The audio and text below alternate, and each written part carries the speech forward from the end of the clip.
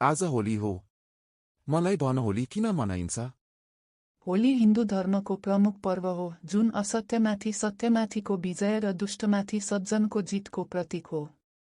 यसको मूल कथा प्रह्लाद, हिरण्यकशिपु र होलिकासँग जोडिएको छ। कथा अनुसार हिरण्यकशिपु नामक असुर राजाले आफूलाई भगवान ठान्थ्यो। तर उनका छोरा प्रह्लाद भगवान विष्णुको भक्त थिए। क्रोधित भएर हिरण्यकशिपुले आफ्नी बहिनी होलिकालाई प्रह्लादलाई आगोमा जलाउन लगाए।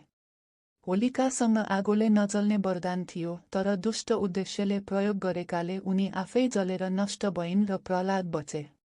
यही घटनाको सम्झनामा होलिका दहन गरिन्छ। त्यसैले होलीले आस्था, सत्य, भक्ति र सकारात्मकताको विजय सन्देश दिन्छ। साथै यो वसन्त ऋतुको आगमनको उत्सव पनि हो, जहाँ मानिसहरूले रङ्ग खेली आपसी प्रेम र सद्भाव बढाउँछन्।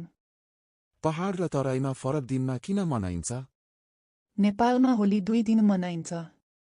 पहाडी क्षेत्रमा काठमाडौँ लगायत पहिलो दिन, तराई क्षेत्रमा दोस्रो दिन। यो फरक हुनुको मुख्य कारण पञ्चाङ्ग, ज्योतिषीय पात्रो र भौगोलिक समय अन्तर हो। होली फाल्गुन शुक्ल पूर्णिमामा मनाइन्छ।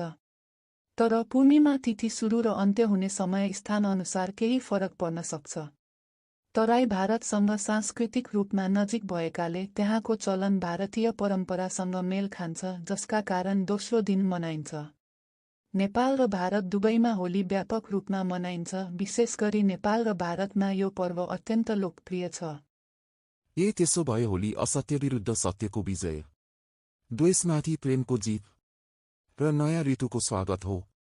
पहाड र तराईमा फरक दिन भए पनि यसको भावना एउटै छ, एकता, सद्भाव र खुसी।